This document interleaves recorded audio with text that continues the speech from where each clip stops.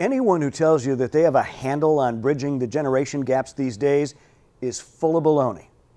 I'm Dr. Bill Withers. Welcome to Faith Lead Serve from May. Hey, I'm a baby boomer. I'm married to another boomer. I'm the parent of 2 Gen Y millennials, and I have 2 living parents from the greatest generation, as Tom Brokaw coined it. And I'm teaching the next generation, Generation Z, which is about to land on your workplace. I'm on the very front lines, and even I don't have a good handle on all of this.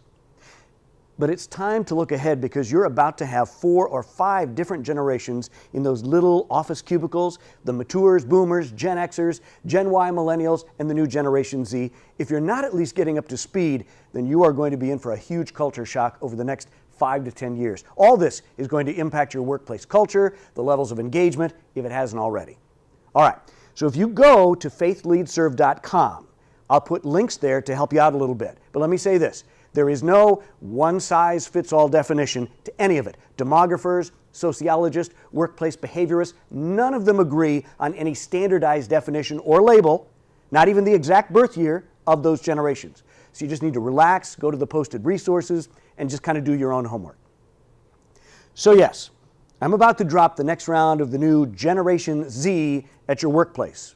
Kids born 1995 and later. These kids are just now doing internship, field placements, starting to enter the workforce. Generally speaking, very broad brushstrokes. Here are just a few trends to watch in your work with them.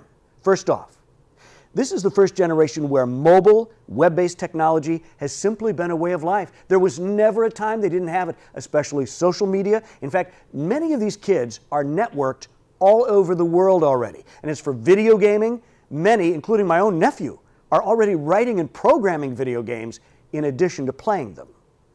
This next generation also values their education. Many of them are eager to volunteer and serve because of it. They want to make a difference in the world, to make an impact. This is one thing I really love about these kids, their sense of civic and global responsibility, a willingness to serve. This next generation, far more socially responsible. Now, let me be clear. Every generation or 2 has a challenge with the one that comes behind it, right? For example, communication. Interesting beast for this workforce, primarily due to texting and social media. Most prefer to communicate in short spurts around a flurry of topics. So the days of the voicemail and the email and then waiting for the reply, those days are over for these kids. Solutions to challenges are also kind of interesting for Gen Z. They tend toward quicker answers with the technology. Sometimes they rely on shortcuts, the easy way to get access, to get things done. And that doesn't mean that they're lazy. They just need some coaching and mentoring from all of you on all of that. So, a tip for you there at work, assuming you're among the older generations doing the hiring, right? Flexibility, first and foremost. These kids are not accustomed to being desk jockeys or under your thumb somehow for 40 hours per week. They're also already smarter than many of the people on your team right now. Remember what I said about the value of their education and access to technology and information. Well, you're going to have to reinvent how this next generation works, including when and where they work. And you're going to have to explain all of this to the other 3 older generations who don't necessarily appreciate working that way. All this will be key to your staff development opportunities.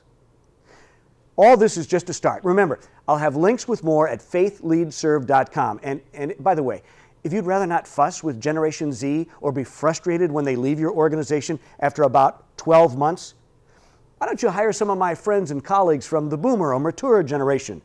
Because with healthcare and Social Security, we're probably going to need the work. That's Faith Lead Serve for May. I'm Dr. Bill Withers, and we'll see you next time.